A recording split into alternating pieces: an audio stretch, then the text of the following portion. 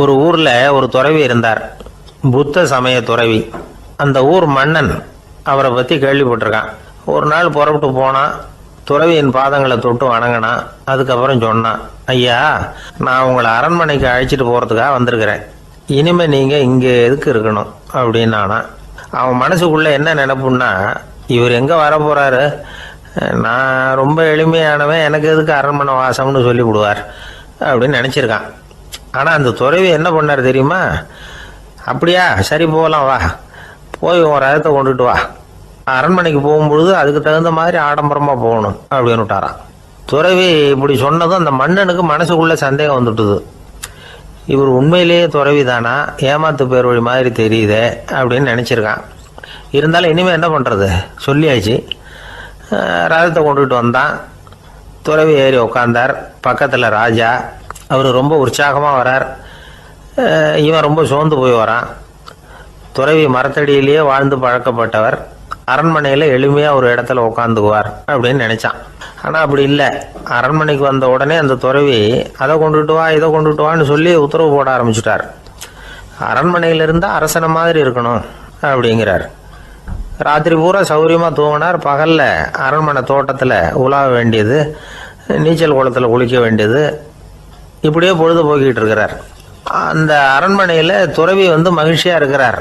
மன்னனால அப்படி இருக்க முடியல. அவருக்கு எந்த கவலையும் இல்லை, இவனுக்கு அரசாங்க கவலைகள். துறவி அப்படி இருக்கிறத இவனால தாங்கிக்க முடியல.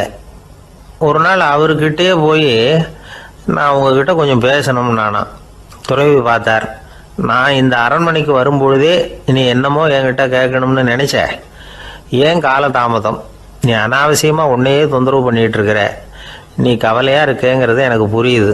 நான் மரத்தடியில் இருந்தப்போ கூட என்னை அடிக்கடி சந்திச்சுக்கிட்டு இருப்ப, ஏதாவது விளக்கம் கேட்கறது உண்டு.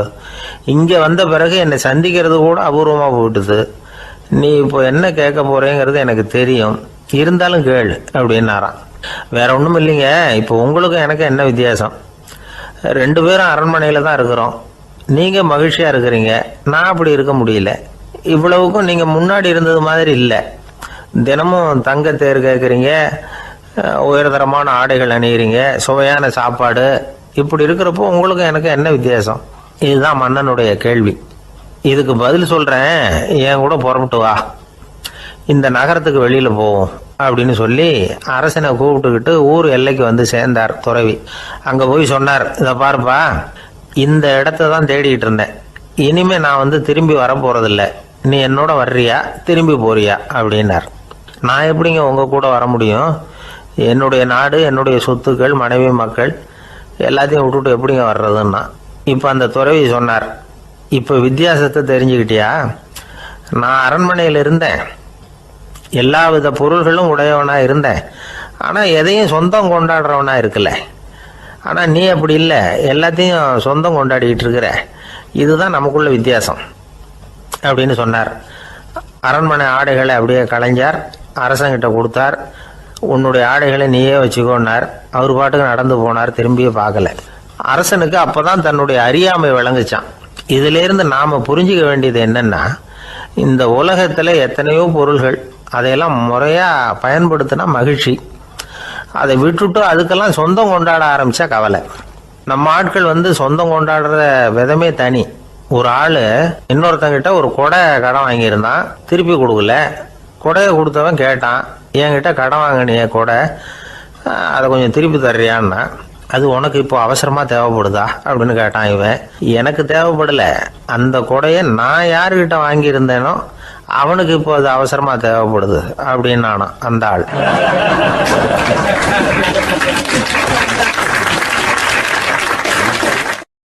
ஒரு சீன தேசத்து அரசர் இருந்தார். அவருக்கு வயசாயிட்டுது. அவருக்கு அடுத்தபடியாக அவருடைய புள்ள பட்டத்துக்கு வரணும், ஆட்சி பொறுப்பை ஏற்றுக்கணும். ஒரு நல்ல தலைவனுக்கு இருக்க வேண்டிய பண்புகள்லாம் தன்னுடைய மகனுக்கு இருக்கணும்னு விரும்பினார் அந்த அரசர். அதனால் இளவரசனை பக்கத்தில் இருந்த ஒரு குரு கிட்ட அனுப்புனார். இளவரசன் அவர்கிட்ட போய் சேர்ந்தான். அந்த குரு என்ன பண்ணார் தெரியுமா? இவனை பார்த்து சொன்னார், இதை பாருப்பா, நீ என்ன பண்ணுற, இப்போவே பக்கத்தில் இருக்கிற காட்டுக்கு போ, நடுக்காட்டில் போய் ஒரு இடத்துல உட்காந்துக்கோ. அங்கே என்னென்ன சத்தம்லாம் உன் காதில் விழுதுன்னு கவனிச்சு கேளு. உன் காதில் விழுந்த ஓசைகள் என்னென்னங்கிறத என்கிட்ட சொல்லு, அதுதான் எனக்கு தெரியணும், உனக்கு வேலையும் அதுதான் அப்படின்னு சொல்லி அனுப்பி வச்சுட்டார். இளவரசன் காட்டுக்கு போனான்.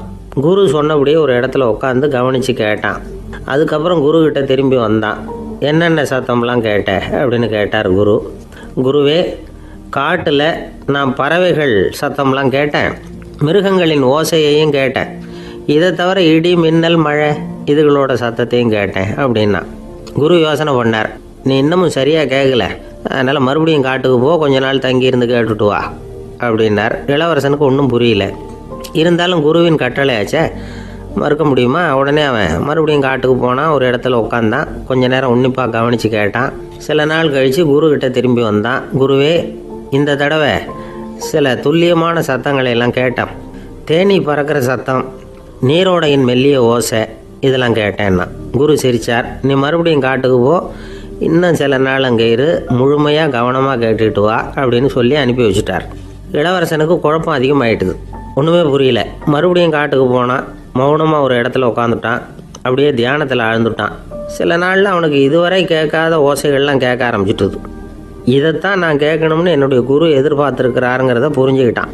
உடனே குருக்கிட்ட ஓடனான். குருவே, இந்த தடவை காதுகளுக்கு கேட்க முடியாத சில ஓசைகளை கூட என்னால் உணர முடிஞ்சுது. பூ மலருகிற ஓசை, சூரியனால் பூமி சூடாகிறப்போ எழுகிற ஓசை, காலை பனித்துளி இந்த புல்லுலாம் குடிக்கிற ஓசை, இது எல்லாம் என்னால் நல்லா கேட்க முடிஞ்சுது அப்படின்னா. குருவுக்கு இப்போ தான் திருப்தி ஏற்பட்டு தான். இளவரசனை பார்த்து சொன்னார், இதை பாருப்பா, இப்போ தான் நாட்டை ஆளுகிற தகுதி உனக்கு வந்திருக்குது அப்படின்னு சொல்லி அதுக்கு விளக்கமும் கொடுத்தாராம். எந்த அரசன் தன்னுடைய மக்களின் இதயம் பேசுகிற மௌன மொழியை, மௌன வார்த்தைகளை கேட்குறானோ அவன்தான் ஆள தகுதி உள்ளவன். எந்த அரசன் தன்னுடைய மக்களின் உணர்ச்சிகளை உண்மையாக உணர்றானோ அவன்தான் முதன்மையான அரசன். போலி வார்த்தைகளை மட்டும் கேட்டுட்டு பல மௌன ராகங்களை காதில் வாங்கிக்காதவன் அரசனே இல்லை. எந்த நாட்டில் எப்போ ஒரு அரசன் தன்னுடைய மக்களின் உணர்ச்சிகளை கேட்க மறுக்கிறானோ அன்னையிலேருந்தே அந்த நாடு அழிய தொடங்குது அப்படின்னு அர்த்தம். இதுதான் அந்த குரு இளவரசனுக்கு போதிச்சது. வாயால் பேசுகிறத மட்டும் கேட்டு ஏமாறக்கூடாது, உணர்ச்சிகளையும் கேட்கறதுல தான் மனப்பக்குவம் உண்டாகும். மக்கள் உணர்ச்சிகளை புரிந்து கொள்ளாத அரசர்கள் நீடிச்சிருக்க முடியாது. அது மாதிரி நாடுகளில் அடிக்கடி குழப்பம் தான் உண்டாகும். அப்படி இருந்தால் அடிக்கடி ஆட்சி மாறிக்கிட்டு இருக்கும். அப்படிப்பட்ட ஒரு தேசம், அங்கே ஒரு சிறைச்சாலையில் 3 கைதிகள் பேசிக்கிட்டு இருந்தாங்க. ஒருத்தன் சொன்னான், நான் இந்த நாட்டு ராஜாவை எதிர்த்து பேசிக்கிட்டு இருந்தேன், அதனால் என்னை பிடிச்சி கொண்டாந்து இங்கே போட்டுட்டாங்க அப்படின்னா ஒருத்தன். இன்னொருத்தன் சொன்னான், நான் இந்த நாட்டு ராஜாவை ஆதரித்து பேசிக்கிட்டு இருந்தேன், அதனால் என்னை பிடிச்சி கொண்டாந்து இங்கே தள்ளி விட்டாங்க அப்படின்னா. அது சரி, நீ என்ன தப்பு பண்ண அப்படின்னு சொல்லி 3வது ஆளை பார்த்து இவங்க கேட்டாங்க. அதுக்கு அந்த ஆள் சொல்கிறான், நான் தான் இந்த நாட்டு ராஜா அப்படின்னானா.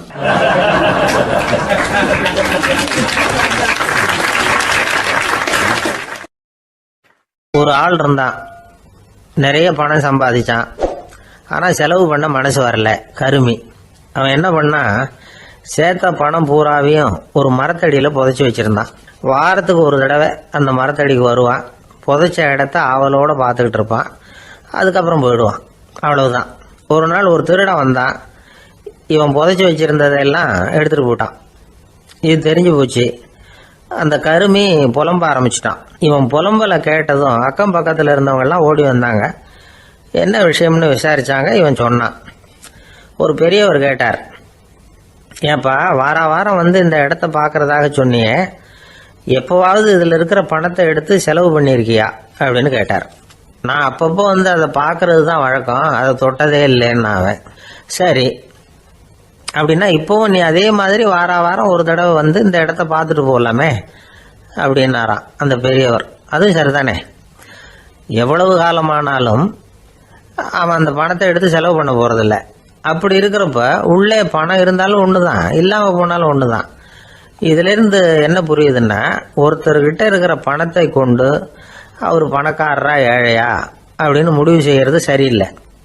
அந்த செல்வத்தை அனுபவிக்கிற திறன், பயன்படுத்துகிற திறன், அதை வச்சு தான் அவர் ஏழையா பணக்காரரா அப்படிங்கிறத நிர்ணயம் பண்ணணும். அதுதான் சரி. செலவு பண்ண தெரியாதவன் சேகரம் பண்ணிகிட்டே இருக்கிறதுனால என்ன பிரயோஜனம்? தலைமுடியே இல்லாதவன் தாராளமாக சீப்புகளை வாங்கி சேகரம் பண்ணுறது மாதிரி தானே இது.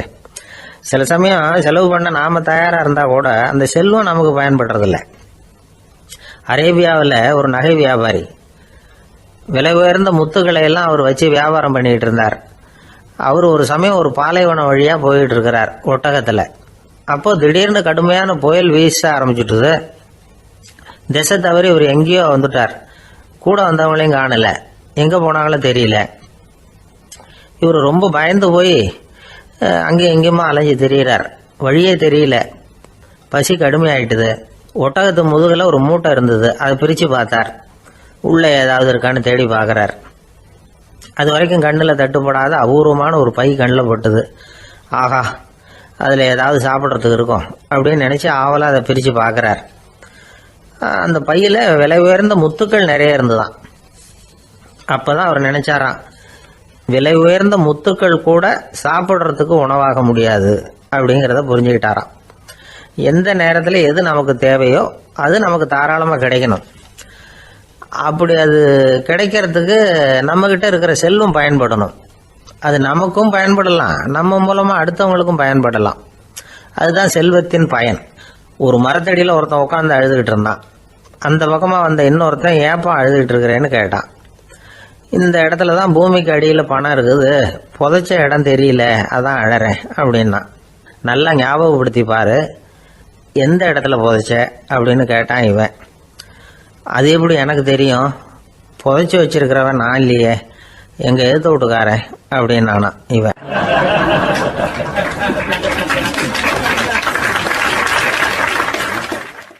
சில பேரை இப்படி சொல்றது உண்டு. அடுத்தவங்களை அனுசரித்து நடந்துக்க தெரியல, அவன் என்ன சார் மனுஷன் அப்படிம்பாங்க. சக மனிதர்களோட எப்படி பழகிறது அப்படின்னு தெரியாததுனாலேயே பல பேர் இன்னைக்கு சங்கடப்பட்டுக்கிட்டு இருக்கிறாங்க.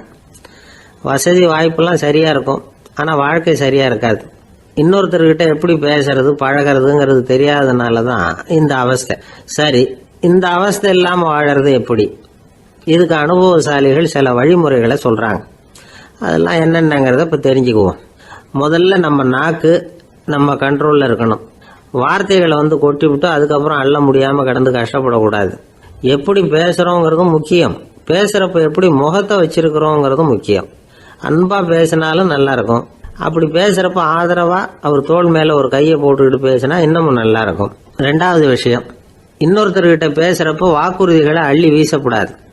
கொடுக்குற வாக்குறுதி குறைச்சலாக இருக்கணும். அப்படி கொடுத்த வாக்குறுதியை கண்டிப்பாக நிறைவேற்றணும். நாம் ஒருத்தரை பாராட்டுறோம் அல்லது அவரை பற்றி அபிப்பிராயம் சொல்கிறோம்னா அது ஆக்கப்பூர்வமாக இருக்கணும். நம்ம பாராட்டு அல்லது விமர்சனம் அடுத்தவருடைய முன்னேற்றத்துக்கு உதவுறது மாதிரி இருக்கணும். நாம் சொல்கிறத கேட்டுட்டு அவன் தலையில் கையை வச்சுட்டு உட்காந்துடக்கூடாது. எப்பவும் உற்சாகமாக இருக்கணும், முகம் மலர்ச்சியாக இருக்கணும். மனுஷன் இருந்தால் வருத்தம், கவலை, ஏமாற்றம் எல்லாம் இருக்க தான் செய்யும். அதெல்லாம் மனசில் இருக்கட்டும். அந்த வருத்தமும் கவலையும் ஏமாற்றமும் சேர்ந்துக்கிட்டு நம்ம முகத்தில் இருக்கிற மலர்ச்சியை மூடி மறைக்கிறதுக்கு நாம் இடம் கொடுத்துடக்கூடாது. எந்த விஷயத்தை பற்றி யாருக்கிட்ட பேசினாலும் வெளிப்படையாக பேசணும், திறந்த மனசோட பேசணும். மூடி மறைச்சி முன்னு மூழ்கிக்கிட்டு இருக்கக்கூடாது. இன்னொருத்தர்கிட்ட பேசுகிறப்போ விவாதம் பண்ணுங்க, அது தப்பு இல்லை. ஆனால் வாதாடிக்கிட்டு இருக்கக்கூடாது. அதாவது என்ன சொல்கிறாங்கன்னா, டிஸ்கஸ் பண்ணலாம், ஆர்கியூ பண்ணக்கூடாதான். நம்மக்கிட்ட இருக்கிற நல்ல குணங்களை நாம் எடுத்து சொல்லிகிட்டு இருக்கக்கூடாது. அந்த நல்ல குணங்களே நம்மளை பற்றி எடுத்து சொல்லணும். அது மாதிரி நடந்துக்கணும்.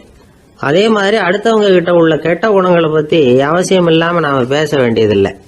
உங்களை பற்றி யாராவது தப்பாக பேசுகிறாங்களா, அப்படி அவங்க பேசுகிறதுல உண்மை இல்லையா அப்படின்னா அதை நீங்கள் பொருட்படுத்த வேண்டியதில்லை, விட்டுடலாம். அது தானாக போயிடும். ஒரு 4-5 பேரோட பேசிக்கிட்டு இருந்தீங்கன்னா எல்லாருக்கும் முக்கியத்துவம் கொடுங்க, யாரையும் அலட்சியப்படுத்தாதீங்க. தமாஷா பேசலாம், ஆனால் அவங்க தமாஷ் அடுத்தவங்களை கேலி பண்ணுறதா இருக்கக்கூடாது. நமக்கு கிடைக்க வேண்டியது கிடைக்கலையே அப்படிங்கிற தவிப்பு நம்மக்கிட்ட இருக்கக்கூடாது. அது தேவையில்லை. உங்கள் செயல்பாடுகள் தெளிவாக இருக்கட்டும், பாராட்டு தானாக அவங்கள தேடிட்டு வரும். இன்னொரு மனுஷனுடைய மனசில் கௌரவமான ஒரு இடத்த பிடிக்கணும்னா நாம் இந்த குணத்தையெல்லாம் நம்மக்கிட்ட வளர்த்துக்கணும். இதெல்லாம் அனுபவசாலிகள் சொல்லியிருக்கிற குறிப்புகள். இந்த குறிப்புகளை சரியாக புரிஞ்சுக்கணும், அது முக்கியம். தப்பாக புரிஞ்சுக்கிட்டா என்ன ஆகும் தெரியுமா? இதை கேளுங்க.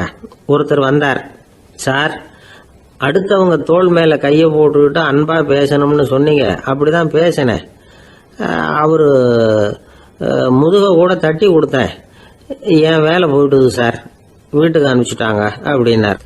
யாருக்கிட்ட அப்படி பேசுனீங்கன்னு கேட்டோம். என் முதலாளிகிட்ட சார் அப்படிங்கிறார் ரொம்ப சோகமா.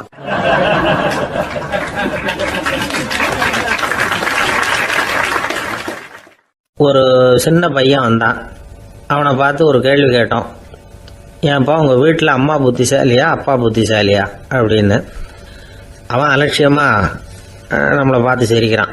என்ன சார் இது, இந்த காலத்தில் இது கூட தெரியாமல் இருக்கிறீங்களே அப்படிங்கிறான். ஒரு சின்ன பையன் நம்மளை பார்த்து இப்படி கேட்டு விட்டானே அப்படின்னு நினைக்கிறப்போ நமக்கு ஒரு மாதிரி ஆகிடும். அதுக்கப்புறம்தான் இந்த தாத்தா பாட்டிலாம் சொல்கிற ஒரு கதை ஞாபகத்துக்கு வந்தது. அது என்ன கதை தெரியுமா? ஒரு ஊரில் ஒரு அம்மாவும் பிள்ளையும் இருந்தாங்களாம். அந்த மகனுக்கு திடீர்னு தேசாந்திரம் போய் வரணும்னு ஆசை வந்துட்டுது. ஊராக போய் சுற்றி பார்க்கணுங்கிற ஆசை. அந்த அம்மாவுக்கு இது பிடிக்கல. மகனை பிரிஞ்சு இருக்கிறதுக்கு அவங்க மனசு இடம் கொடுக்கல. வேணாப்பான்னு சொல்லி பார்த்தாங்க, அவன் கேட்கல. திடீர்னு புறப்படவும் செஞ்சுட்டான். சரி, இனிமேல் அவனை தடுக்க முடியாதுன்னு முடிவு பண்ணிக்கிட்டாங்க அந்த அம்மா. இருந்தாலும் புத்திசாலித்தனமாக ஒரு யோசனை பண்ணாங்க. மகனை கிட்டத்தில் கூப்பிட்டாங்க. அவங்ககிட்ட சொன்னாங்க, இதை பாருப்பா, நீ தேசாந்திரம் போகிறதுன்னு தீர்மானம் பண்ணிவிட்ட, அதை நான் தடுக்கலை, போயிட்டு வந்துடும். ஆனால் போகிறதுக்கு முன்னாடி எனக்கு ஒரு வாக்குறுதி கொடுத்துட்டு போ அப்படின்னாங்க. போகிறப்போ ராத்திரியாக இருந்தாலும் பகலாக இருந்தாலும் சரி, புளிய மரத்து நிழலில் தான் தங்கணும். திரும்பி வர்றப்போ இரவும் பகலும் நீ வேப்ப மரத்து நிழல்லே தங்கணும் அப்படின்னாங்க. சரி, அப்படியே செய்கிறேன்னு சொல்லி வாக்குறுதி கொடுத்தான் பையன். புறப்பட்டு போனான். போகிற வழியில் புளிய மரத்து நிழல்லே தங்கினான், தூங்கினான். அப்படி போய்கிட்டே இருந்தான். 7வது நாள் அவன் உடம்பு சுகமில்லாமல் போயிட்டுது. ரொம்பவும் பலவீனமாயிட்டான். இனிமேல் நடக்க முடியாதுங்கிற நிலைமை வந்துட்டுது. யோசிச்சு பார்த்தான். சரி, இதுக்கு மேலே போக வேண்டாம் அப்படின்னு முடிவு பண்ணிட்டு திரும்பி வர ஆரம்பிச்சுட்டான். திரும்பி வர்றப்போ வழியில் வேப்ப மரத்து நிழல்லையே தங்கி வந்தான். நாளுக்கு நாள் உடம்பு சரியாக வந்துட்டுது. 7வது நாள் வீட்டுக்கு சேர்றான். உடம்பு பழையபடியே கலகலப்பாயிட்டுது. பூரண சுகம். தேசாந்திரம் போன பையன் திரும்பி வந்துட்டானே அப்படின்னு அந்த அம்மா ஆச்சரியப்படலை. ஏன்னா அவங்களுக்கு தெரியும் இப்படி ஆகும்னு. பையன் சீக்கிரமாக திரும்பி வரணுங்கிறதுக்காக தான் அவங்க அந்த யோசனையை சொன்னாங்க. என்ன விஷயங்கிறதையும் அவங்களே சொன்னாங்க. மகனே, புளிய மரத்து நிழல் உடம்புக்கு உஷ்ணத்தை கொடுக்கும், சீக்கம் உண்டாக்கும். அதனால் நீ தொடர்ந்து புளிய மரத்து நிழலில் தங்கினாவே நோய்க்கு ஆளாயிட்ட. அதனால் பயணத்தை முடிச்சுக்கிட்டு திரும்பி வரணுங்கிற முடிவுக்கு வந்துட்ட. திரும்பி வர்றப்போ நீ தங்கினது வேப்ப மரத்து நிழல். அது உடம்புக்கு குளிர்ச்சியை தரக்கூடியது, நோயை தீர்க்கக்கூடியது. அதனால் சுகமாக வீட்டுக்கு சேர்ந்துட்ட. உன்னோட தேசாந்திர பயணத்தை தடுக்கிறதுக்காக தான் இப்படி பண்ணினேன் அப்படின்னாங்களாம் அந்த அம்மா. பார்த்தீங்களா அம்மாவோட புத்திசாலித்தனத்தை? அப்பாவாக இருந்தால் இப்படியா பண்ணுவார்? ஒரு அப்பா பையன்கிட்ட 10 ரூபா கொடுத்து இதை எடுத்துக்கிட்டு அடுத்த ஊருக்கு போய் அங்கே இருக்கிற மாமா கிட்ட இதை கொடுத்துட்டு வாடா, வழியில் எங்கேயாவது மரத்தடியில் படுத்து தூங்கி விடாதே அப்படின்னு எச்சரிக்கை பண்ணி அனுப்புனாராம். பையனுக்கு எச்சரிக்கையாக வாழறது எப்படிங்கிறத கற்றுக் கொடுக்கறதுக்காக இப்படி பண்ணார். அவன் பணத்தை வாங்கிட்டு போனான். அப்பா சொன்னதை மறந்துட்டு ஒரு மரத்தடியில் படுத்து தூங்கிட்டான். அவனுக்கு தெரியாமல் அவன் பின்னாடியே போன அப்பா அவன் கையில் இருந்த அந்த 10 ரூபாயை நைஸாக எடுத்துகிட்டு வந்துட்டார். அவன் பையில் தானே வச்சுருந்தான், அது தெரியாமல் எடுத்துகிட்டு வந்துட்டார். அவன் தூங்கிக்கிட்டு இருக்கான். எடுத்துகிட்டு ஒரு மறுபடியும் வீட்டுக்கு வந்துட்டார். பையன் முழிச்சுக்கிட்டு பையை தடவி பார்க்குறான், பணத்தை காணும். அழுதுகிட்டே திரும்பி வந்தான். அப்பா கிட்ட விஷயத்த சொன்னான். அப்பா சிரிச்சுக்கிட்டே சொன்னார், அதுக்கு தான்ப்பா ஆரம்பத்திலேயே எச்சரிக்கை பண்ணினேன், இனிமேலாவது நீ ஜாக்கிரதையாக இருக்கணும் அப்படிங்கிறதுக்காக தான் இப்படி பண்ணினேன். அந்த பணம் எங்கேயும் போயிடல, நான் தான் அதை உனக்கு தெரியாமல் எடுத்து வச்சிருக்கிறேன். இதோ பாரு அப்படின்னு சொல்லிக்கிட்டு சைடு பாக்கெட்டில் கையை விட்டா அது ஓட்டையாக இருக்குது. அதை எவனோ ஏற்கனவே கத்திரிச்சு எடுத்துகிட்டு போயிட்டான். இப்போ அப்பா முகத்தில் அசடு வழிஞ்சுதான்.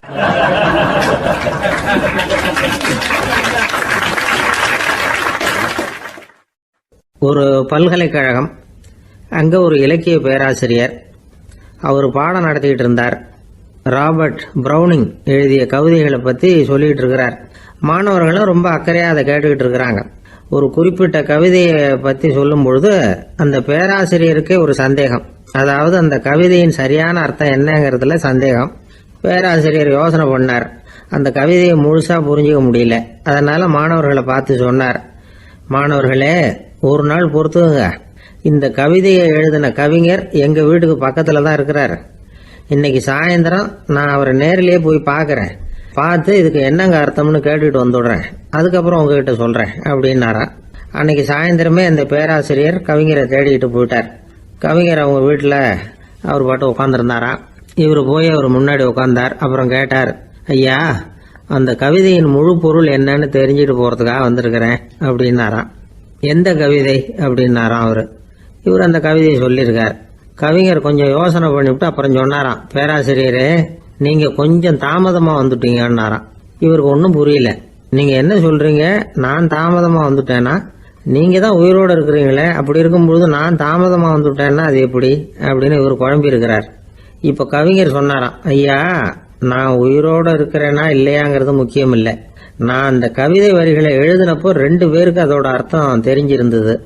இப்போ ஒரே ஒருத்தருக்கு தான் அதோட அர்த்தம் தெரியும் அப்படின்னாராம். பேராசிரியர் யோசனை பண்ணியிருக்கார்.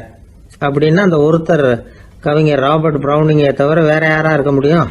இவர் தான் அப்படிங்கிறத அவர் மனசுல நினைச்சுக்கிட்டார். அதனால சொன்னார், ஐயா நான் தாமதமா வரல, அந்த கவிதையின் பொருள் என்ன அது சொல்லுங்கன்னார். பேராசிரியரே நான் சொல்றது உங்களுக்கு புரியலன்னு நினைக்கிறேன். நான் இந்த வரிகளை எழுதினப்போ 2 பேருக்கு அதோட அர்த்தம் தெரிஞ்சிருந்தது. அந்த 2 பேர் யாருன்னா, ஒருத்தர் ராபர்ட் பிரவுனிங், அதாவது நான், இன்னொருத்தர் கடவுள். இப்போ அது கடவுளுக்கு மட்டும்தான் தெரியும். நானே இதை பத்தி பல தடவை யோசனை பண்ணி பார்த்தேன். இது ரொம்ப அழகானது, ஆனாலும் ரொம்ப வழுக்கலானது. அதை பிடிச்சிட்டோம்னு நினைச்சிட்டு இருக்கும் பொழுதே காத்து மாதிரி அது உங்ககிட்ட இருந்து ஓடி போயிடுது. எனக்கு ரொம்பவும் வருத்தமா தான் இருக்குது. நிச்சயமா நான் தான் இந்த வரிகளை எழுதியிருக்கிறேன். அதுல அர்த்தம் இருக்குங்கிறது எனக்கு தெரியும், அதை நான் உணர்றேன். ஆனா நீங்க என்ன மன்னிக்கணும், எனக்கே கூட அதை என்னால விளக்க முடியல. அப்படி இருக்கும் பொழுது உங்களுக்கு எப்படி அதை நான் விளக்க முடியும் அப்படின்னு அந்த கவிஞர். அனுபவிக்கப்படக்கூடிய எல்லாமே விளக்கப்படக்கூடிய ஒன்றல்ல, விளக்கப்படும் எல்லாமே அனுபவிக்கப்படக்கூடிய ஒன்றல்ல அப்படிங்கிறது ஞானிகளுடைய கருத்து. அதுக்காக தான் அந்த சம்பவம். வாழ்க்கையில் நீங்கள் தொடர்ந்து ஆய்வு செய்து கொண்டே இருக்கக்கூடிய விளக்கங்களை ஒருபோதும் அடைய முடியாத பரிமாணங்கள் இருக்கிறதுனால தான் அது அலுப்பு தட்டாமல் இருக்குது. உங்களால் நிறைய அனுபவிக்க முடியும், இருந்தாலும் நீங்கள் அனுபவித்து அறிந்த விஷயங்கள் கூட வார்த்தைகளால் விளக்கப்பட முடிவதில்லை அப்படிங்கிறது பெரியோர் சிந்தனை. இதெல்லாம் ஒரு பக்கம் இருக்கட்டும். நமக்கு தெரிஞ்ச பேராசிரியர் ஒருத்தர் 1 மணி நேரம் ரொம்ப விவரமா வகுப்பு எடுத்தார். கடைசியா சொன்னார், மாணவர்களே ரொம்பவும் எளிமையா விளக்கமா எல்லா விவரமும் சொல்லியிருக்கிறேன். அதனால இதுல உங்களுக்கு சந்தேகம் வர்றதுக்கு வாய்ப்பே இல்லை. இருந்தாலும் கேட்க வேண்டிய கடமை கேட்கிறேன். இதுவரைக்கும் நடத்தினதுல யாருக்காவது ஏதாவது சந்தேகம் உண்டா அப்படின்னு கேட்டாராம். எனக்கு ஒரே ஒரு சந்தேகம் தான் சார் அப்படின்னு எழுந்திரிச்சு நிக்கிறான் ஒருத்தன். என்னன்னு கேட்டாராம். இதுவரைக்கும் நீங்க என்ன பாடம் சார் நடத்துனீங்க அப்படின்னானா அவன்.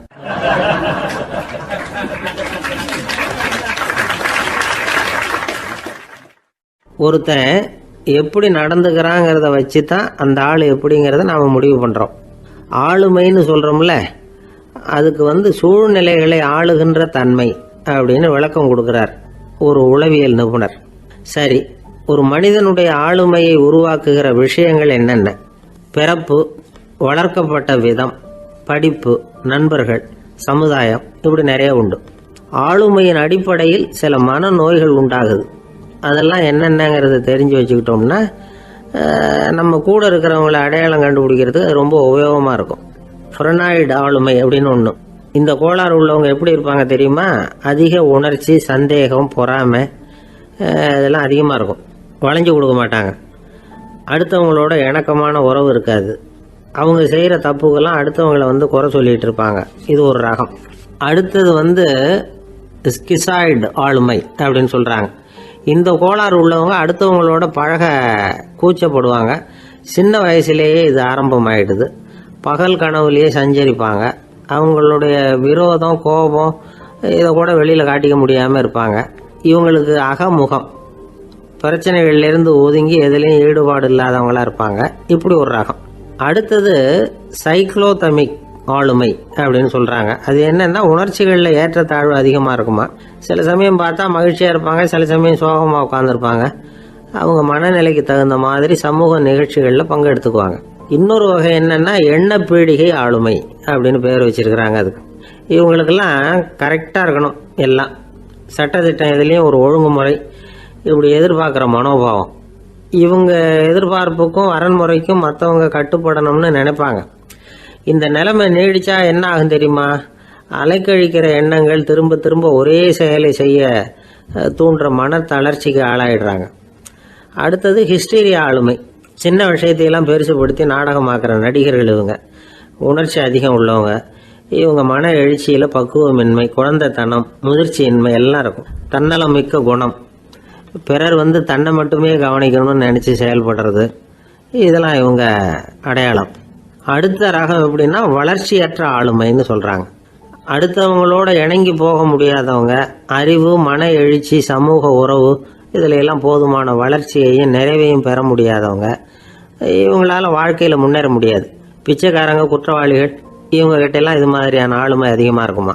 அடுத்தது என்னன்னா சோர்வுடைய ஆளுமை. எதுலேயும் உற்சாகம் இல்லாமல் சோர்ந்து போயிருப்பாங்க. அதுக்கெல்லாம் நமக்கு வலிமை இல்லைப்பா அப்படின்னு சொல்லிட்டு இருப்பாங்க. சின்ன விஷயங்களுக்கெல்லாம் அதிர்ச்சி அடையிறது, வாழ்வின் சுவையை அனுபவிக்க முடியாதவங்க. இன்னொரு ரகம், இது கொதித்தெழும் ஆளுமைங்கிறாங்க. எதுக்கு எடுத்தாலும் ஆத்திரம், குரோதம், வன் செயல் இதுல எல்லாம் ஈடுபாடு, இப்படி உள்ளவங்க. நத்தை வகை ஆளுமை அப்படின்னு ஒன்று. அடுத்தவங்க மேல விரோதம் இருக்கும், அடிக்கணுங்கிற எண்ணம் இருக்கும். ஆனால் அதை அப்படியே வெளியில காட்டாம அதே சமயம் அமைதியான முறையில் வெறுப்பை வெளிக்காட்டுற ரகம். இவங்கெல்லாம் பேசாம கம்முன்னு இருந்துகிட்டே நினைச்சதை நிறைவேற்றிக்கிடுவாங்க. முன்ஜாக்கிரதை ஆளுமை அப்படின்னு ஒரு ரகமா. பாதுகாப்பின்மை, சந்தேகம், முழுமையின்மை, அறவேக்காட்டுத்தனம் இந்த மனப்போக்கு அதிகமாக இருக்கிறதுனால அகம்பாவம், புடிவாதம், எச்சரிக்கை எல்லாம் அளவுக்கு மீறி இருக்கும். இதுவரைக்கும் நாம் பேசிக்கிட்டு இருந்த ஆளுமை பண்புகள் அளவுக்கு அதிகமாக போயிட்டுதுன்னா ஆளுமை கோளாறுகள் ஏற்படும்.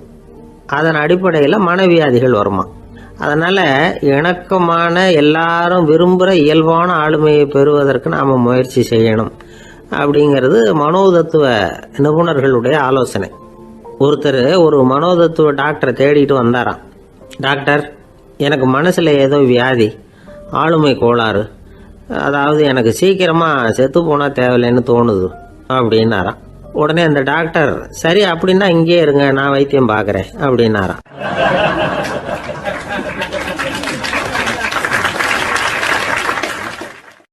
பந்திக்கு முந்தர ஆசாமிகள் நம்மள பல பேர் உண்டு. அப்படி முந்தறதுக்கு கூட முயற்சி பண்ணுறவங்க நிறைய பேர் இருக்கிறாங்க. இதில் என்ன ஒரு விஷயம்னா, பந்திக்கு முந்தறது கூட தப்பு இல்லை. ஆனால் அப்படி ஒரு விருந்தில் ஆளாக போய் உட்காந்து சாப்பிட்டா கூட வெளியில் வர்றப்ப என்ன பெரிய விருந்து வச்சுட்டான், சாம்பாரில் உப்பு இல்லை, ரசத்தில் காரம் இல்லை அப்படின்னு குறை சொல்லிகிட்டே வர்றது இருக்கு பாருங்க, அது சரியில்லை, நாகரிகமும் இல்லை. கல்யாண பத்திரிகையில் என்ன போட்டிருக்குது, என் பொண்ணுக்கும் இன்னார் பையனுக்கும் கல்யாணம், எல்லாரும் குடும்பத்தோடு வந்திருந்து மணமக்கள் ஆசீர்வதிக்கணும், இப்படி தானே போட்டிருக்கோம். குடும்பத்தோடு விருந்து சாப்பிட்டு சாப்பாடு எப்படி இருக்குன்னு அபிப்பிராயம் சொல்லிவிட்டு போங்க அப்படின்னா போட்டிருக்கு கல்யாண பத்திரிகையில். ஒருத்தர் வீட்டு விசேஷத்துக்கு போயிருக்கோம்னா எவ்வளவோ அசௌகரியங்கள் நமக்கு ஏற்படலாம். ஏராளமான கூட்டம் வந்திருக்கும். எல்லாரையும் அவங்க தனித்தனியாக கவனிச்சுக்கிட்டு இருக்க முடியாது. நாம தான் அனுசரித்து நடந்துக்கணும். நாமளா போய் வாழ்த்த வேண்டியவங்களை வாழ்த்தி விட்டு சேரணும். அதை விட்டுட்டு பத்திரிக்கை கொடுத்தானேன்னு போனேன், கவனிப்பே சரியில்லை அப்படின்னு புலம்பிக்கிட்டு இருக்கக்கூடாது. ஒரு விருந்துக்கு போனால் அங்கே எப்படி நடந்துக்கணும் அப்படிங்கிறத பற்றி கூட அனுபவசாலிகள் சில விவரங்கள்லாம் சொல்லியிருக்கிறாங்க. இந்த காலத்தில் கல்யாணம், பிறந்த நாள், அது இதுன்னு நிறைய விருந்துகள் நடக்குது. அதெல்லாம் எதுக்காக?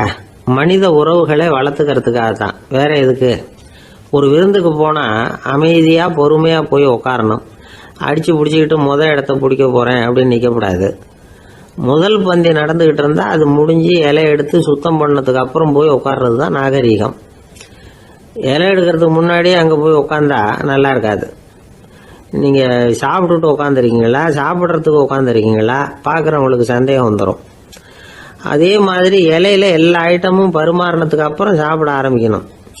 ஒவ்வொரு ஐட்டமாக வைக்க வைக்க நாம் பாட்டுக்கு எடுத்து உள்ளே தள்ளிகிட்டே இருந்தோம்னா எதை வச்சோம் எதை வைக்கலன்னு பரிமாறினவரே குழம்பி போயிடுவார். ஏன்னா எப்போ பார்த்தாலும் இலை காலியாகவே இருக்கும். சாப்பிட்றப்போ உங்கள் சாப்பாட்டையே நீங்கள் கவனிக்கணும். அடுத்தவங்க இலையில என்ன இருக்குது, பக்கத்தில் இருக்கிறவர் எதை அதிகமாக சாப்பிட்றார், இதெல்லாம் நமக்கு என்னத்துக்கு? எல்லாரும் சாப்பிட்டு முடிக்கிற வரைக்கும் பொறுமையாக இருக்கிறது தான் நல்லது. நீங்கள் மட்டும் திடீர்னு பாதியில் எழுந்திரிச்சு பக்கத்தில் இருக்கிறவங்களுக்கு சங்கடமாக இருக்குமேங்கிறதெல்லாம் யோசிக்காமல் நீங்கள் பாட்டு எழுந்திரிச்சு போகக்கூடாது. பக்கத்தில் உள்ளவங்க உங்களை எழுந்திரிக்க சொன்னால் எழுந்திரிச்சு போகலாம். விருந்துகளில் சாப்பாட்டை வீணாக்கிறதே ஒரு நாகரிகமாக போட்டுது இந்த காலத்தில். சாப்பாட்டுக்கே கஷ்டப்பட்டுக்கிட்டு பல பேர் இந்த உலகத்தில் இருக்கிறப்போ சாப்பாட்டை வீணாக்குறது எவ்வளவு பெரிய மோசங்கிறத நினச்சி பார்க்கணும். வேணுங்கிற அளவுக்கு கேட்டு வாங்கி சாப்பிட்றது தான் முறை. விருந்தில் இந்த பஃபே அப்படின்னு சொல்லி ஒரு முறை சொல்கிறாங்கல்ல, அதாவது உணவு வகைகளையெல்லாம் பொதுவாக ஒரு இடத்துல வச்சுடுறது, நமக்கு தேவையானதை நாமே எடுத்துட்டு ஒரு தட்டில் போட்டுக்கிட்டு சாப்பிட வேண்டியது. இதில் கூட சில பேர் தேவைக்கு அதிகமாக எடுத்து போட்டுக்கிட்டு வீணாக்குறாங்க. சில சமயம் கடைசியாக சாப்பிட போகிறவங்களுக்கு எல்லா ஐட்டமும் கிடைக்காம போகலாம். அதை போய் பெருசு பண்ணிகிட்டு இருக்கக்கூடாது. என்ன சார் இந்த அளவுக்கு கூடவா நாகரிகம் தெரியாமல் இருக்கிறோம், இதை போய் பெருசாக சொல்ல வந்துட்டீங்களே அப்படின்னு நினைக்கலாம். ஒருத்தர் 2 பேருக்கு இந்த விவரம் தேவைப்படலாம். அவங்க காதலையும் இது விழட்டுமேங்கிறதுக்காக தான் இது. ஒரு பெரிய கல்யாண விருந்து நடந்துக்கிட்டு இருந்தது. விருந்து மண்டபத்து வாசலில் ஒருத்தர் நின்றுக்கிட்டு வர்றவங்களையெல்லாம் ரொம்ப மரியாதையாக வணங்கி உள்ளே அனுப்பி வச்சுக்கிட்டு இருந்தார். எப்படி தெரியுமா? வர்றவங்க கையெல்லாம் பிடிச்சி முத்தம் கொடுத்து அதுக்கப்புறம் உள்ளே அனுப்பி வச்சுக்கிட்டு இருந்தாராம். கூட்டம்லாம் முடிஞ்சதுக்கப்புறம் அவர்கிட்ட போய் கேட்டிருக்கிறாங்க, சார் நானும் எவ்வளவோ விருந்துகளுக்கு போயிருக்கிறேன், இருந்தாலும் இவ்வளவு மரியாதையாக வர்றவங்க கைக்கெல்லாம் முத்தம் கொடுத்து வரவேற்கிறத இங்கே தான் பார்க்குறேன் அப்படின்னு சொன்னாங்க. அதுக்கு அவர் சொன்னார், அட போங்க சார், நான் முத்தம் கொடுக்கல, முந்தின பந்திக்கு வந்து சாப்பிட்டவங்களே அடுத்த பந்திக்கும் வர்றாங்களான்னு மோந்து பார்த்து அனுப்பி வச்சுக்கிட்டு இருந்தேன் அப்படின்னார்.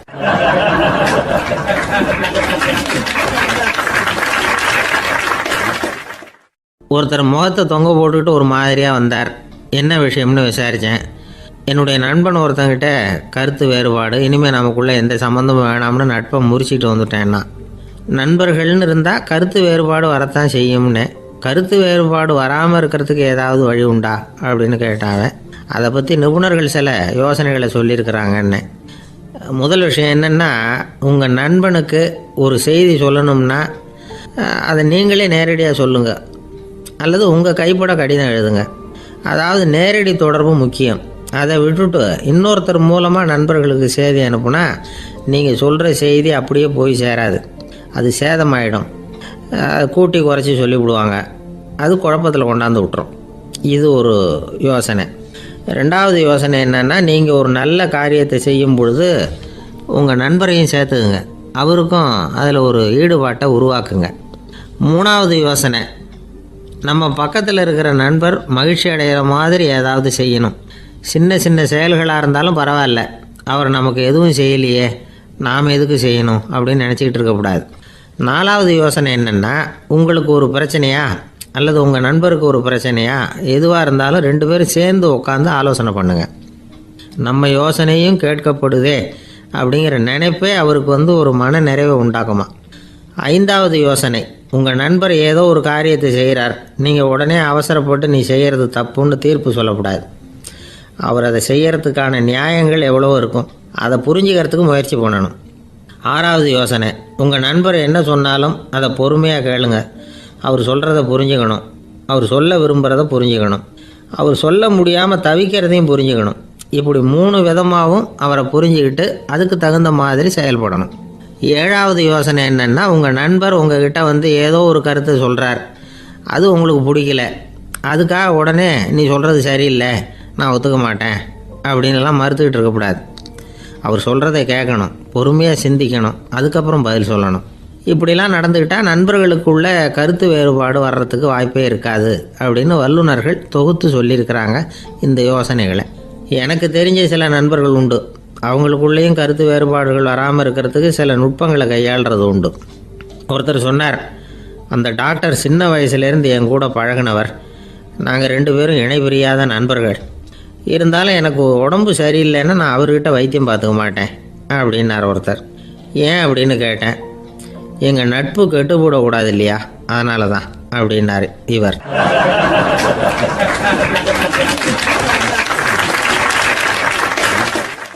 ஒரு சிகை அலங்கார கூடம், ரொம்ப சுறுசுறுப்பாக எல்லாரும் வேலை செஞ்சுக்கிட்டு இருக்கிறாங்க. முடிவெட்டிக்க வந்திருக்கிறவங்க நிறைய பேர், எல்லாரும் வரிசையாக உட்காந்துருக்குறாங்க. அந்த சமயத்தில் திடீர்னு கதவை திறந்துக்கிட்டு ஒருத்தர் உள்ளே வர்றார். அவர் ஒரு பெரிய மனிதர், அவரும் முடிவெட்டிக்கிறதுக்காக தான் உள்ளே வந்திருக்கிறார்.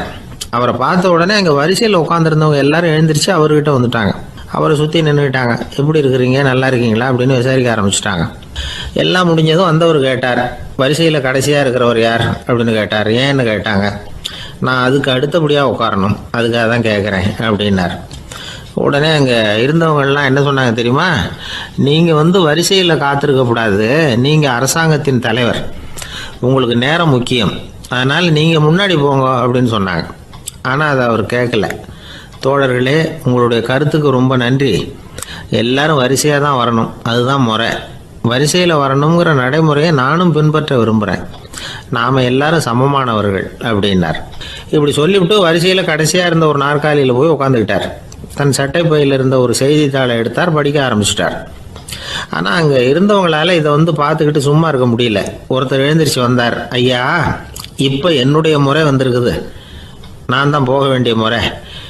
உங்களை இங்கே காத்திருக்க வைக்கிறத விட ஒரு 5 ஆண்டுகளுக்கு கூட நான் முடிவெட்டிக்காமே இருந்துட முடியும் அப்படின்னார். அவர் மறுபடியும் சொன்னார், ஐயா, நீங்கள் வரிசை முறையை தாண்டி போக விருப்பப்படல, சரி, ஆனால் என்னுடைய முறையை மாற்றி கொடுக்கறதுக்கு எனக்கு முழு உரிமை இருக்குது. இதுக்கு பதிலாக உங்களுடைய கடைசி இடத்த நான் எடுத்துக்கிறேன், இதை நீங்கள் மறுக்க முடியாதுன்னார். அங்கே இருந்த மற்றவங்களும் இதை ஒரு மனசாக வற்புறுத்த ஆரம்பிச்சிட்டாங்க. அந்த பெரிய மனிதர் பார்த்தார், சரின்னு கடைசியாக ஒத்துக்கிட்டார். அவர் யார் தெரியுமா? அவர் தான் மாவீரர் லெனின். ரஷ்யாவில் கிரெம்ளின் சிகை அலங்கார கூடத்தில் தான் இது நடந்தது. எல்லாரும் இந்நாட்டு மன்னர்கள்னு வாயளவில் பேசுறதுல என்ன பிரயோஜனம்? நாம் எல்லாரும் சமங்கிறத நடைமுறையில் கடைபிடிச்சி காட்டினவங்க கொஞ்சம் பேர் தான். அவங்களில் ஒருத்தர் தான் லெனின். வரிசையில் நின்று வர்றதுங்கிறது ஒரு சிறந்த பண்பு, உயர்ந்த பண்பு. இன்றைக்கி பல இடங்களில் அது நமக்கு தேவைப்படுது. ஒரு ரேஷன் கடைவாசல், கடை திறக்கிறதுக்கு முன்னாடியே எல்லாரும் வரிசையில் நின்றுட்டாங்க.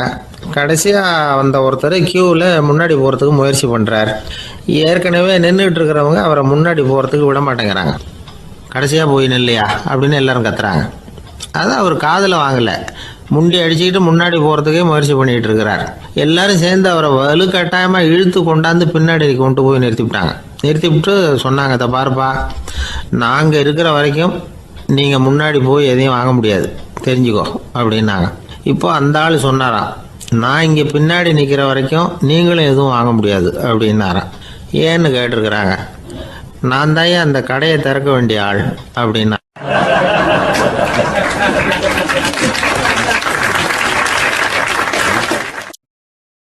ஒருத்தர் ஒரு தவறு செஞ்சு விடுறாருன்னு வச்சுக்கோங்க. உடனே நீ செஞ்சது தவறு அப்படின்னு சொல்கிறது ஒரு வகை. அதுக்கு பதிலாக எது சரின்னு அவர் புரிந்து கொள்ள உதவி செய்கிறது இன்னொரு வகை. இந்த 2வது வகை இருக்குது பாருங்கள், நிர்வாக இயலில் இது ரொம்ப முக்கியம். அலுவலகத்தில் வேலை பார்க்குற ஒருத்தர் முக்கியமாக தெரிஞ்சுக்க வேண்டியது என்ன தெரியுமா? சக ஊழியர்கள்கிட்ட எப்படி பழகணும், மேலதிகாரிகள்கிட்ட எப்படி பழகணும், தனக்கு கீழே வேலை செய்கிறவங்கக்கிட்ட எப்படி பழகணும், வாடிக்கையாளர்கள்கிட்ட எப்படி பழகணும், இவங்க எல்லார்கிட்டையும் செம்மையான உறவை ஏற்படுத்திக்கிறது எப்படி, இதையெல்லாம் சொல்லிக் கொடுக்குற பாடம் தான் இன்டர் பர்சனல் ஸ்கில், திறமையான உறவு அப்படிங்கிறது. எந்த வேலையில் இருந்தாலும் சரி, இந்த உறவுகளை வளர்க்கும் திறன் உள்ளவங்க சீக்கிரம் முன்னுக்கு வந்துடுறாங்க. மற்றவங்க கிட்ட உறவை பலப்படுத்திக்கிறது எப்படி அப்படின்னு தெரிஞ்சுக்கிட்டோம்னா எந்த ஒரு தடையையும் சுலபமாக தாண்டி செய்கிற தொழிலில் முன்னுக்கு வந்துடலாம். ஹார்வர்டு பல்கலைக்கழகத்தில் ஒரு கணக்கெடுப்பு பண்ணி பார்த்தாங்களாம். பார்க்குற வேலையில் எது மாதிரி குணாதிசயம் உள்ளவங்க வேகமாக முன்னுக்கு வர்றாங்க அப்படின்னு தெரிஞ்சுக்கிறதுக்காக இந்த கணக்கெடுப்பு. வெவ்வேறு துறையில் வேகமாக முன்னுக்கு வந்திருக்கிற பல பேரை சந்தித்து இந்த சர்வேயை நடத்தியிருக்கிறாங்க. அவங்க கண்டுபிடிச்சி சொல்லியிருக்கிற உண்மை என்ன தெரியுமா? ஒருத்தர் ஒரு வேலையில் இருந்தால் அது சம்பந்தப்பட்ட சப்ஜெக்ட் பற்றிய அறிவு 35% இருந்தால் போதுமா. ஆனால் உறவுகளை வளர்க்கக்கூடிய திறன், இன்டர் பர்சனல் ஸ்கில்லு 65% வேணும். இப்படி உள்ளவங்க சீக்கிரம் முன்னுக்கு வந்துவிடுறாங்களாம். அதனால் ஒருத்தருக்கு வேலை சரியாக புரியலைன்னா கூட விவரமாக மற்றவங்கக்கிட்ட பழகிறது எப்படின்னு புரிஞ்சால் போதும், அவர் முன்னுக்கு வந்துடலாம்.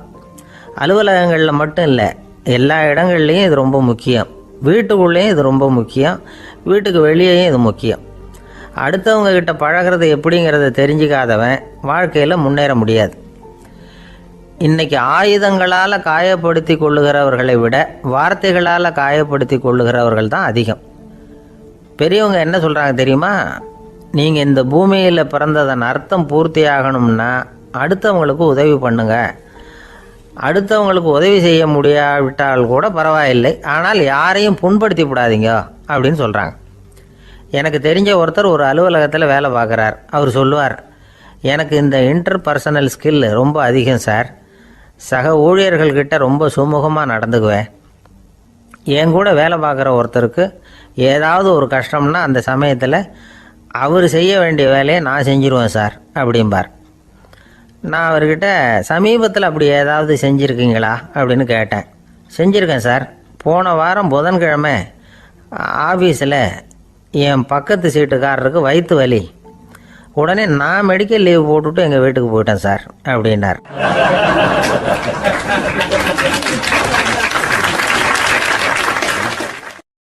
ஒரு நண்பர், அவர்கிட்ட பேசிக்கிட்டு இருந்தேன். மனித உறவுகள் பற்றி அவர் சொல்லிகிட்டு இருந்தார். அமெரிக்காவில் தந்தை மகன் உறவு எப்படி இருக்குது அப்படிங்கிறத விளக்கிறதுக்கு அவர் ஒரு கதையை சொன்னார். ஒரு அப்பா பகல் பூராவும் அலுவலகத்தில் வேலை, ஓடி ஆடி உழைச்சிக்கிட்டு களைச்சி போய் ராத்திரி 10 மணிக்கு மேலே வீடு திரும்பினான்.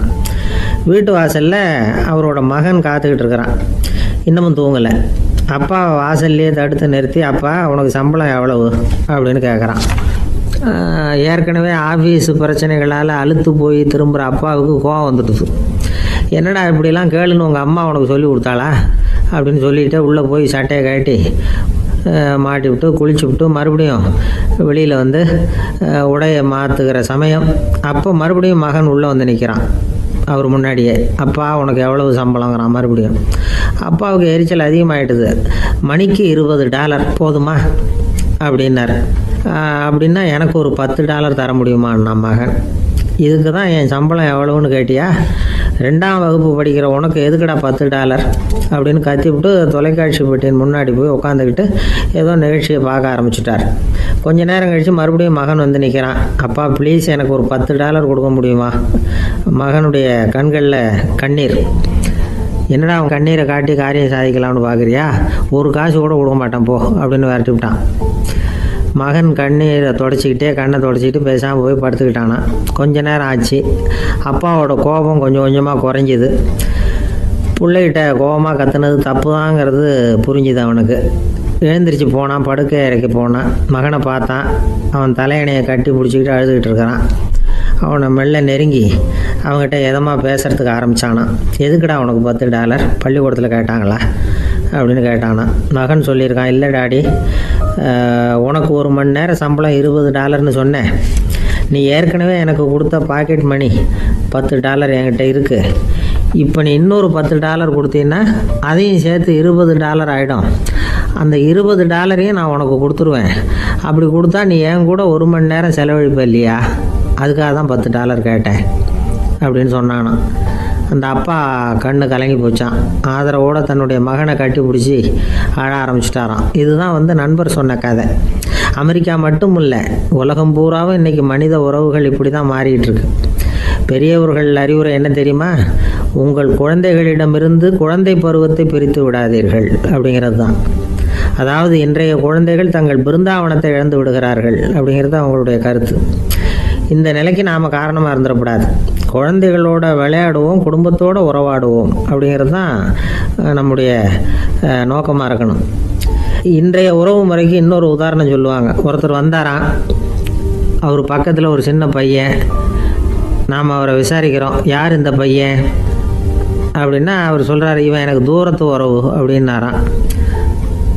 இந்த தூரத்து உறவுன்னா எப்படின்னு இருக்கான். இதுக்கு அவன் சொல்லியிருக்கிறான், இவன் எங்கள் அப்பாவுக்கு 8வது புள்ள அப்படின்னானான்.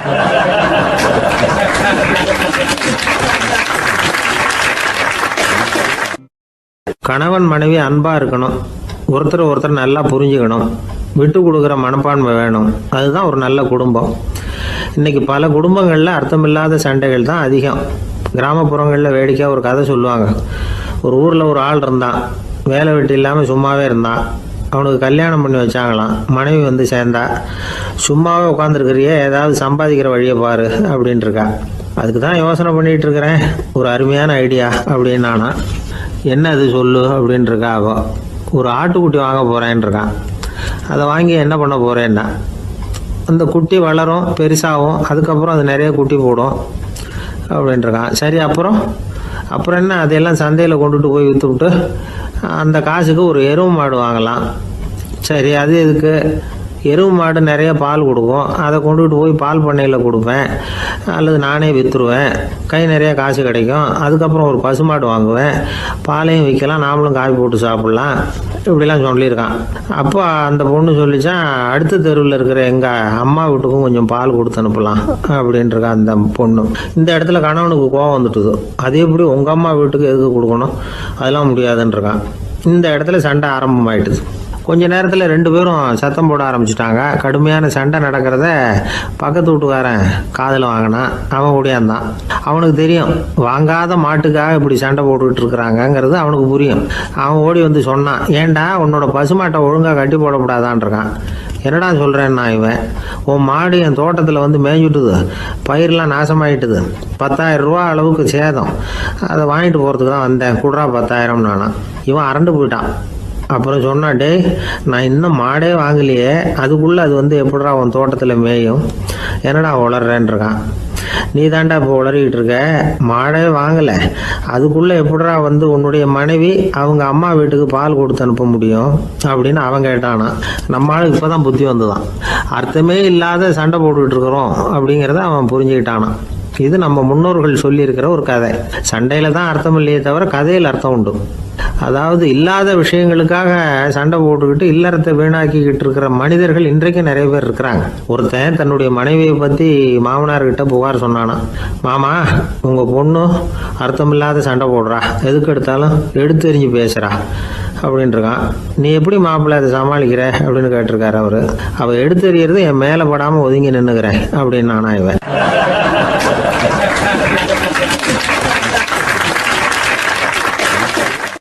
ஒரு ஊர்ல ஒரு துறவி இருந்தார், புத்த சமய துறவி. அந்த ஊர் மன்னன் அவரை பத்தி கேள்விப்பட்டிருக்கான். ஒரு நாள் புறப்பட்டு போனான், துறவியின் பாதங்களை தொட்டு வணங்கினான். அதுக்கப்புறம் சொன்னான், ஐயா நான் உங்களை அரண்மனைக்கு அழைச்சிட்டு போறதுக்காக வந்திருக்கிறேன், இனிமே நீங்க இங்க எதுக்கு இருக்கணும் அப்படின்னானா. அவன் மனசுக்குள்ள என்ன நினைப்புன்னா, இவர் எங்க வர போறாரு, நான் ரொம்ப எளிமையானவன், எனக்கு எதுக்கு அரண்மனை வாசம்னு சொல்லி விடுவார் அப்படின்னு நினைச்சிருக்கான். ஆனா அந்த துறவி என்ன பண்ணார் தெரியுமா, அப்படியா சரி போகலாம் வா, போய் உன் ரதத்தை கொண்டுட்டு வா, அரண்மனைக்கு போகும்பொழுது அதுக்கு தகுந்த மாதிரி ஆடம்பரமா போகணும் அப்படின்னு விட்டாரான். துறவி இப்படி சொன்னதும் அந்த மன்னனுக்கு மனசுக்குள்ள சந்தேகம் வந்துட்டுது. இவர் உண்மையிலேயே துறவி தானா, ஏமாத்து பேர் வழி மாதிரி தெரியுதே அப்படின்னு நினைச்சிருக்கான். இருந்தாலும் இனிமே என்ன பண்றது, சொல்லியாச்சு. ரதத்தை கொண்டுட்டு வந்தான். துறவி ஏறி உக்காந்தார். பக்கத்துல ராஜா, அவர் ரொம்ப உற்சாகமா வரார். இவன் ரொம்ப சோர்ந்து போய் வரான். துறவி மரத்தடியிலேயே வாழ்ந்து பழக்கப்பட்டவர், அரண்மனையில எளிமையா ஒரு இடத்துல உட்காந்துக்குவார் அப்படின்னு நினைச்சான். ஆனா அப்படி இல்லை. அரண்மனைக்கு வந்த உடனே அந்த துறவி அதை கொண்டுட்டு வா இதை கொண்டுட்டு வான்னு சொல்லி உத்தரவு போட ஆரம்பிச்சுட்டார். அரண்மனையில இருந்தா அரசனை மாதிரி இருக்கணும் அப்படிங்கிறார். ராத்திரி பூரா சௌரியமா தூங்கினார். பகல்ல அரண்மனை தோட்டத்துல உலாவ வேண்டியது, நீச்சல் குளத்துல குளிக்க வேண்டியது, இப்படியே பொழுது போக்கிட்டு இருக்கிறார். அந்த அரண்மனையில துறவி வந்து மகிழ்ச்சியா இருக்கிறார். மன்னனால அப்படி இருக்க முடியல. அவருக்கு எந்த கவலையும் இல்லை, இவனுக்கு அரசாங்க கவலைகள். துறவி அப்படி இருக்கிறத இவனால தாங்கிக்க முடியல. ஒரு நாள் அவர்கிட்டயே போய், நான் உங்ககிட்ட கொஞ்சம் பேசணும் நானா. துறவி பார்த்தார். நான் இந்த அரண்மனைக்கு வரும்பொழுதே நீ என்னமோ என்கிட்ட கேட்கணும்னு நினைச்ச, ஏன் கால தாமதம், நீ அனாவசியமா உன்னையே தொந்தரவு பண்ணிட்டு இருக்கிற, நீ கவலையா இருக்கேங்கிறது எனக்கு புரியுது.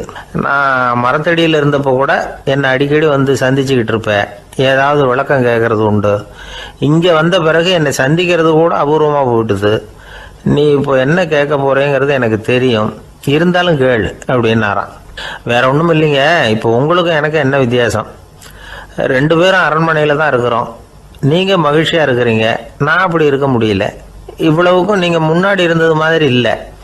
தினமும் தங்க தேர் கேட்குறீங்க, உயர்தரமான ஆடைகள் அணிகிறீங்க, சுவையான சாப்பாடு, இப்படி இருக்கிறப்போ உங்களுக்கு எனக்கு என்ன வித்தியாசம்? இதுதான் மன்னனுடைய கேள்வி.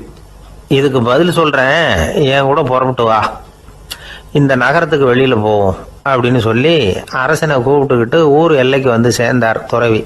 அங்க போய் சொன்னார், இதை பாருப்பா, இந்த இடத்த தான் தேடிட்டு இருந்தேன், இனிமே நான் வந்து திரும்பி வர போறதில்ல, நீ என்னோட வர்றியா திரும்பி போறியா அப்படின்னார். நான் எப்படிங்க உங்க கூட வர முடியும், என்னுடைய நாடு, என்னுடைய சொத்துக்கள், மனைவி மக்கள் எல்லாத்தையும் விட்டுட்டு எப்படிங்க வர்றதுன்னா. இப்ப அந்த துறவி சொன்னார், இப்ப வித்தியாசத்தை தெரிஞ்சுக்கிட்டியா, நான் அரண்மனையில் இருந்தேன், எல்லா வித பொருள்களும் உடையவனா இருந்தேன், ஆனா எதையும் சொந்தம் கொண்டாடுறவனா இருக்கல. ஆனா நீ அப்படி இல்லை, எல்லாத்தையும் சொந்தம் கொண்டாடிட்டு இருக்கிற, இதுதான் நமக்குள்ள வித்தியாசம் அப்படின்னு சொன்னார். அரண்மனை ஆடைகளை அப்படியே கலைஞர் அரசங்கிட்ட கொடுத்தார். உன்னுடைய ஆடைகளை நீயே வச்சுக்கோன்னார். அவர் பாட்டுக்கு நடந்து போனார், திரும்பியே பார்க்கல. அரசனுக்கு அப்பதான் தன்னுடைய அறியாமை விளங்குச்சான். இதுல இருந்து நாம புரிஞ்சுக்க வேண்டியது என்னன்னா, இந்த உலகத்துல எத்தனையோ பொருள்கள், அதையெல்லாம் முறையா பயன்படுத்தினா மகிழ்ச்சி. அதை விட்டுட்டு அதுக்கெல்லாம் சொந்தம் கொண்டாட ஆரம்பிச்சா கவலை. நம்ம ஆட்கள் சொந்தம் கொண்டாடுற விதமே தனி. ஒரு ஆளு இன்னொருத்தங்கிட்ட ஒரு கொடை கடன் வாங்கியிருந்தான், திருப்பி கொடுக்கல. கொடையை கொடுத்தவன் கேட்டான், என்கிட்ட கடன் வாங்கினிய கொடை, அதை கொஞ்சம் திருப்பி தர்றியான்னா. அது உனக்கு இப்போ அவசரமா தேவைப்படுதா அப்படின்னு கேட்டான் இவன். எனக்கு தேவைப்படல, அந்த கொடையை நான் யாருக்கிட்ட வாங்கியிருந்தேனோ அவனுக்கு இப்போ அது அவசரமா தேவைப்படுது அப்படின்னு நானாம் அந்த ஆள்.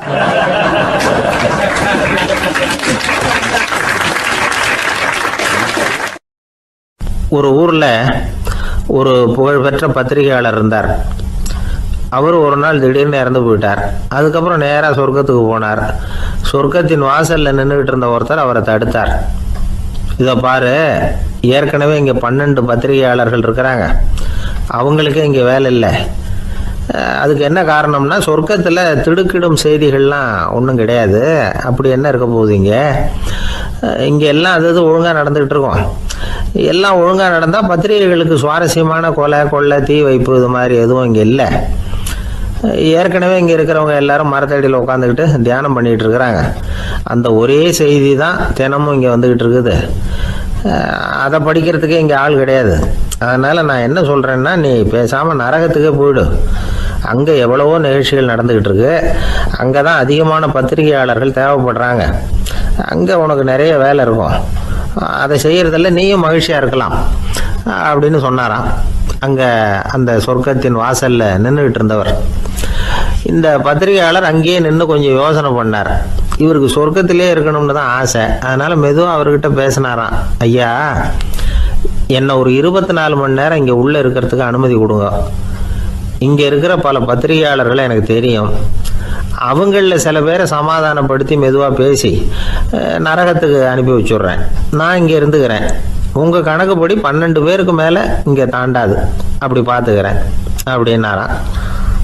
அவரும் யோசனை பண்ணி பார்த்துட்டு, சரி அப்படியே உனக்கு அனுமதி கொடுக்குறேன், ஆனால் ஒரு விஷயம், 24 மணி நேரம் தான் அனுமதி, அதுக்குள்ளே எல்லாம் நடக்கணும் அப்படின்ட்டுருக்கார்.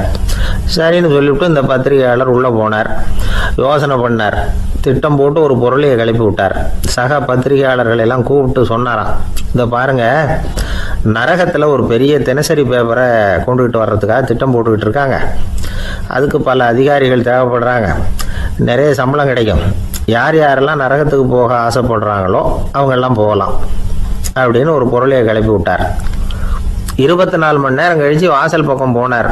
அங்கே இருந்தவர்கிட்ட எத்தனை பேர் வெளியேறினாங்கன்னு விசாரிச்சாராம். அப்போ அவர் இவரை, நீ வெளியே போகக்கூடாது, முதல்ல உள்ளே தான் இருக்கணும் அப்படின்னு தடுத்தாராம். அப்புறம் சொன்னாராம், நீ சொன்ன செய்தியை கேட்டதும் இங்கே இருந்த எல்லா பத்திரிகையாளர்களுமே நரகத்துக்கு போயிட்டாங்கப்பா, உள்ளே யாருமே இல்லை, அதனால் நீ உள்ளே இருக்கலாம் அப்படின்னாராம். இதை கேட்டதும் இந்த பத்திரிகையாளரே குழம்பி போயிட்டார். ஒருவேளை உண்மையிலேயே நரகத்தில் புதுசாக பத்திரிகை ஏதாவது ஆரம்பிக்க போகிறாங்களோ அப்படின்னு அவரே நினைக்க ஆரம்பிச்சிட்டாராம். அப்புறம் சொன்னாராம், ஐயா என்னை விட்டுருங்க, நான் நரகத்துக்கே போயிடுறேன், அங்கே ஏதோ விசேஷம் இருக்கணும் அப்படின்னாராம். இல்லைன்னா இத்தனை பேரும் ஒட்டுமொத்தமாக அங்கே போகிறதுக்கு சான்ஸே இல்லை, என்னை தடுக்காதீங்கன்னு கெஞ்ச ஆரம்பிச்சிட்டாராம். மற்றவங்க நம்பணுங்கிறதுக்காக ஒரு பொருளையை கிளப்பி விட்டார். கடைசியில் தானே அந்த பொருளைக்கு ஆளாயிட்டார். அதாவது பிறரை ஏமாற்றிய அவரது மனம் கடைசியில் அவரையே ஏமாற்ற ஆரம்பிச்சுட்டு பாருங்க. நீங்கள் இப்படி அடுத்தவங்களை ஏமாத்துறதுக்கு உங்கள் மனசை பழக்கப்படுத்துறீங்க, ஆனால் கடைசியில் அதனால் நீங்களே ஏமாற்றப்படுகிறீர்கள் அப்படிங்கிறது பெரியவர்களுடைய புத்திமதி. அதனால் உங்கள் மனசுக்கிட்ட ரொம்ப எச்சரிக்கையாக இருங்கோ அப்படிங்கிறாங்க. நம்ம ஆளுங்க அங்கே போய் என்ன சொல்லுவாங்கன்னா, இந்த பாரு அங்கே போகாத இங்கே போகாதேன்னு பயமுறுத்துறது உண்டு. சில பேர் அங்கே பேய் இருக்குது, பிசாசு இருக்குது அப்படின்னு பொருளையை கிளப்பி விடுறது உண்டு. இருட்டு நேரம் காட்டு வழியாக ஒருத்தன் போய்கிட்டு இருக்கிறான். அங்கே பேய் பிசாசு நடமாட்டம் இருக்கிறதாக வதந்தி. இவன் பயந்துக்கிட்டே வேகமாக போகிறான். காடு முடிஞ்சு மெயின் ரோட்டுக்கு வந்து சேர்ந்தான். அப்பாடா, ஒரு பஸ்ஸு நின்றுட்டு இருக்கு தனியாக. இருட்டில் லேசாக தெரிஞ்சுது. ஓடி போய் ஏறி உள்ளே உட்காந்துக்கிட்டான். பயந்துக்கிட்டே போனவன் அப்புறம் தான் தெரியுது உள்ள யாருமே இல்லை, டிரைவரும் இல்லை, கண்டக்டரும் இல்லை, வேற யாரும் இல்லை. இவனுக்கு பேய் பயம் அதிகமாக போட்டுது. ஏன்னா நடு ராத்திரி. இந்த நேரம் பார்த்து அந்த பஸ்ஸு தானே நகர ஆரம்பிச்சுதான். இவனுக்கு இன்னும் பயம் அதிகமாக போட்டுது. ஏன்னா டிரைவர் சீட்டு காலியாக இருக்குது, பஸ்ஸு நகருது. இவன் உடம்பு பூரா நடுங்க ஆரம்பிச்சுட்டுது. வீல்னு கத்தலாமான்னு பார்த்தான். அந்த நேரம் பார்த்து அவன் தோளில் ஒரு கை விழுந்துதான். திடுக்கிட்டு திரும்பி பார்த்துருக்குறான். அங்கே டிரைவர் நிற்கிறார். அவர் சொன்னாராம், ஏன்பா ஏற்கனவே பஸ்ஸு